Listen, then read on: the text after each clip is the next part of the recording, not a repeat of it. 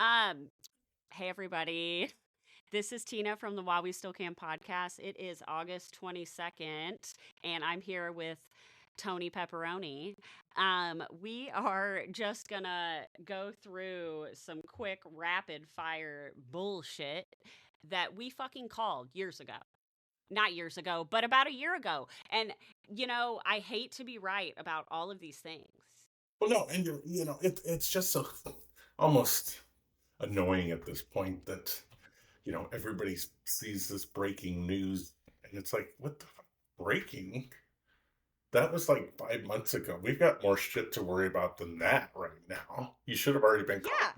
Yeah, You know, like and the horses are already dead. You're already yes, eating them. yes, but yeah, you've already eaten horse most likely, and but the funny thing is we have to pay attention to the things that resonate across lines, and the horses is one of them, and the beef is one of them, because we all go to the store every week in a lot of cases and buy those little packages of 1 pound hamburger meat, which is The about tubes, 5.99 right now, even for the like 70 something percent split one, because trash, right? because tariffs and wars and everything else have raised the price of meat about 50%. Disease, Yes, lack of disease. regulation, um, the tariffs. So I think we should. I'm going to explain a little bit if you guys aren't up on the horse meat combo yet. So basically, there's two things happening at one time that are leading people to a certain assumption, which I agree with mostly. Okay, so they are all of the protected land that he is selling off that we have previously had federally protected land. Um, they're selling it off. And then also, there's obviously animals and certain types of animals that live on these lands that are protected, and there are wild horses on these lands. And they're fucking like, you get online and there are these videos of these helicopters essentially rounding up all of these horses, and they're selling them for like $10 a horse. So people are buying up all of these wild horses that are from these protected lands, selling them for a very cheap price, right? To presumably, I'm gonna go ahead and assume they're going to the slaughterhouse. Okay, Well, no, so let me people, let me interrupt you there, because you don't have to presume anything. I've read articles where they're being sent overseas to slaughterhouses. Okay, so these people, these entities, are buying these large groups of animals at a very, $10 per head, 15, 25, whatever it is, dollar per head price. What else are they going to do with a $25 horse that they don't have any place for except send it for slaughter? Okay, and why not send it somewhere that'll happily take it and process it accordingly, and then resell it back to the president of the United States? Yeah, well, 10% is the boss. Resell it back to the country in a way that it's introduced to us as a replacement beef to quote unquote offset the disaster that has already been caused by the administration itself for zero reason whatsoever. And I did read something else. So, once again, it's all about sharing important information, proper information, true and verifiable information. Is horse meat is a lot leaner and more red than yeah, beef, darker color, than right? hamburger.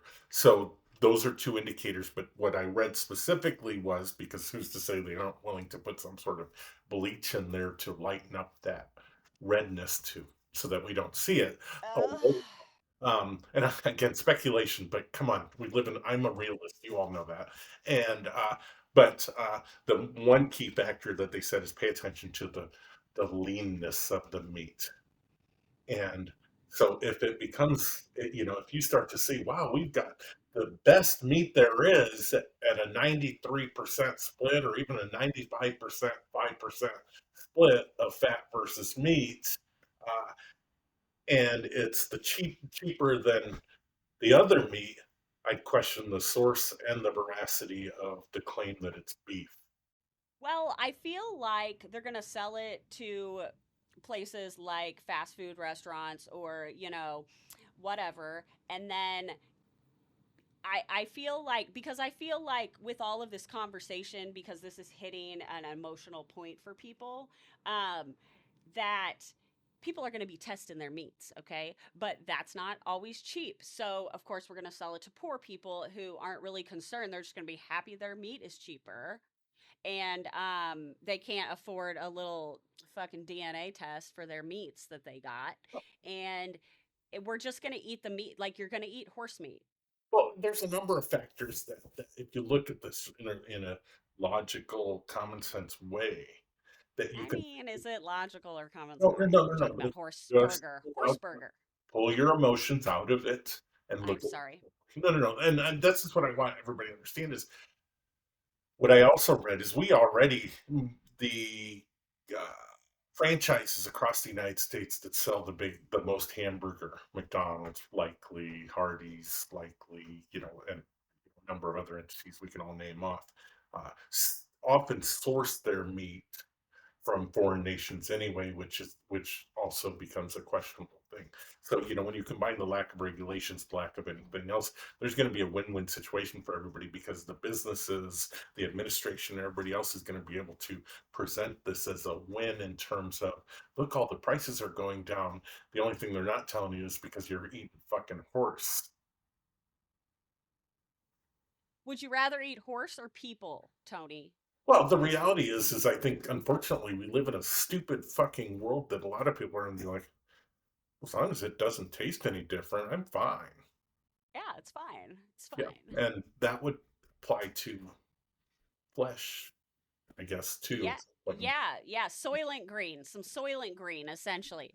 Okay, I don't want to be conspiratorial. We're not being conspiratorial. I think we're sharing truthful, verifiable, and logical information that people can go and look up. yeah, I'm gonna fucking assume that if we don't have any beef and the beef prices are up and you're killing all the wild horses, and then you're going to import this special beef that's gonna be cheap, but you won't tell us where it's from. Come on, come on. And then also, we have Argentina, who didn't they ship in like, I can't remember, 300,000 pounds Mhm. of beef, and then it did not go through the proper Inspection. import, yeah, inspection on import. So uh did they send it back, and now I feel like that same amount of meat we're getting a special import to lower the prices? So it could be horse, it could be rotten Argentina meat, I don't know.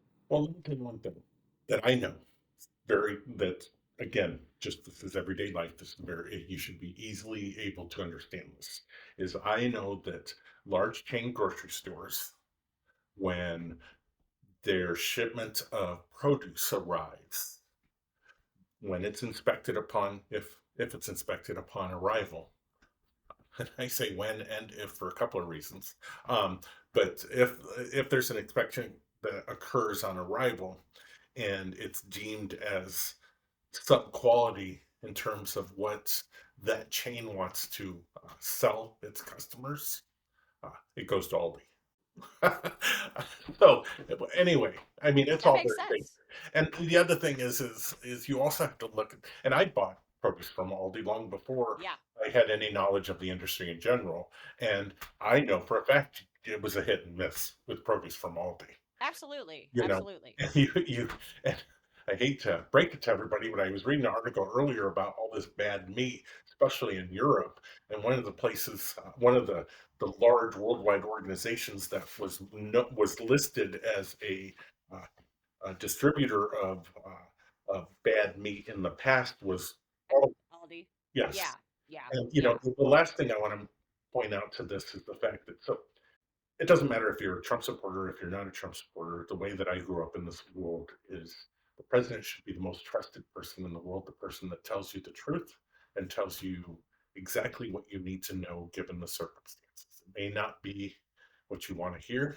It also may not be the full truth based off of circumstances that aren't necessarily impactful on the information that they're given, the large scale picture of things.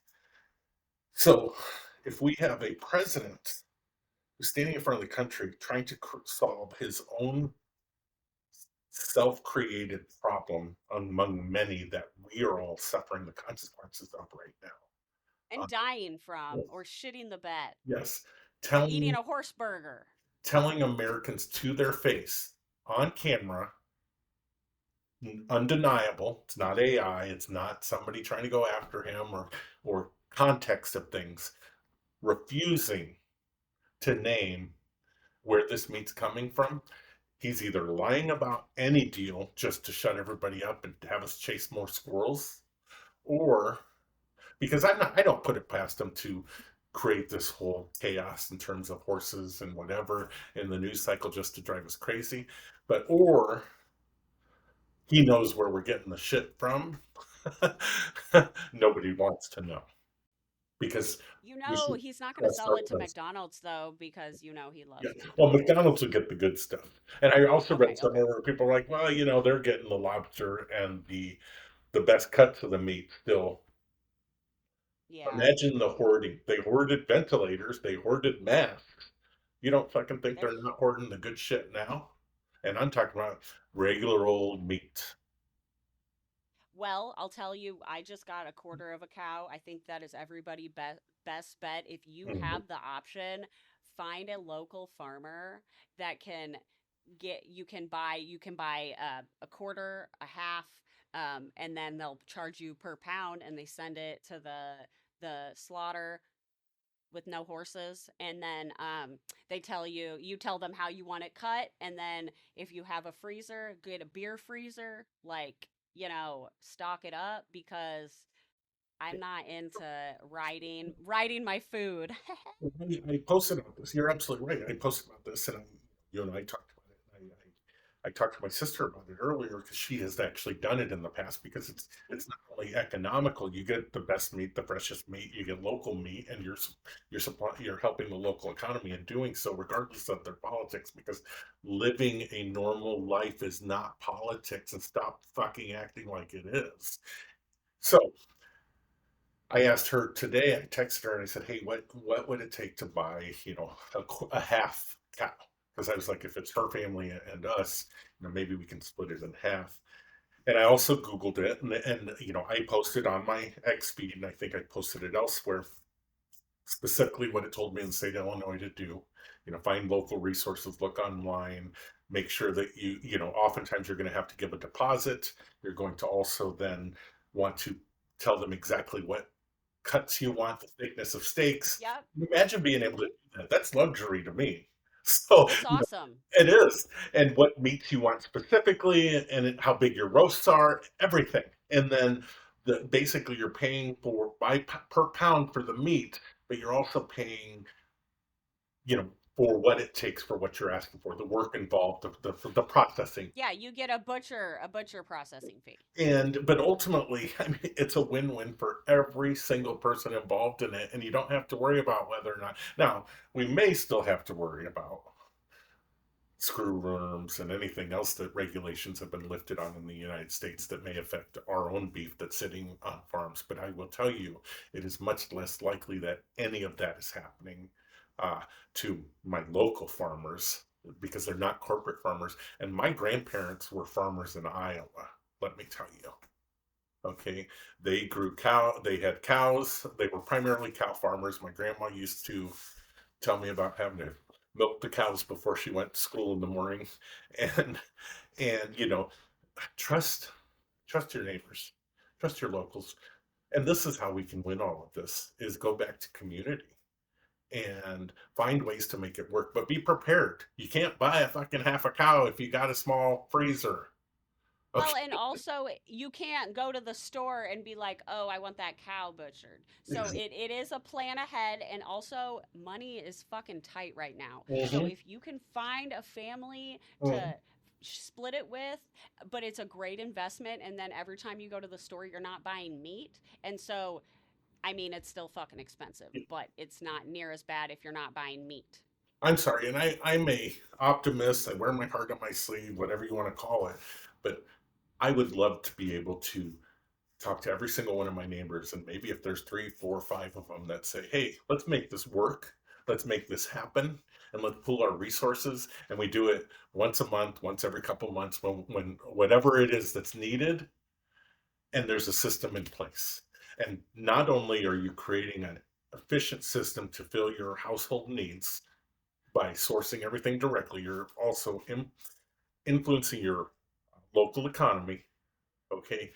And I'll tell you, in my specific area, just this week, uh, Tyson closed a plant overnight, a meat cutting They plant. closed one in Missouri too, Mhm. South Missouri. Yep. There was like 1,800 workers Yeah, for us, that it was were 2,500, which equaled $116 million in income in our local market that disappeared overnight because they are restructuring and rebranding. Well, all of this is happening at the same time that we're killing horses, and Trump is trying to tell us he's going to get beef from an unknown source. So come on, I mean, I don't have to speculate anymore that you can understand what you see happening.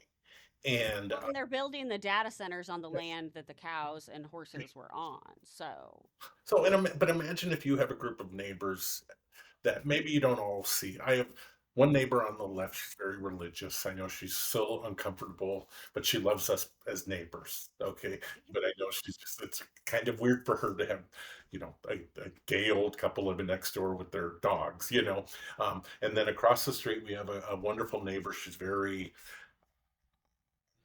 nature oriented. She's retired. She's a single woman. She's in her 60s now, and she is not religious, but she's just a down to earth person. But she also is one who wants to avoid the media because it's too much for her to take in. Okay. Then I've got two neighbors next to me who had a sign up in the last two elections that said, "Vote for no one." Okay. Which bothers me as well. Okay. yeah, But yeah, yeah, yeah, yeah. I see them every day at my work. Okay. And we have a great relationship and we respect each other. Then across the street, I have another neighbor. He's my protector. He, uh, he's the gun guy. Okay. He always reminds me that he donates to the ACLU to offset his years as an NRA member. Okay. My God, that Yep. is so amazing. Fucking love that. So, but he's the one that when I bought my personal firearm, uh, He he taught he you how took to do me in it. and he taught me how to do everything. Okay. And then That's I've so got cool.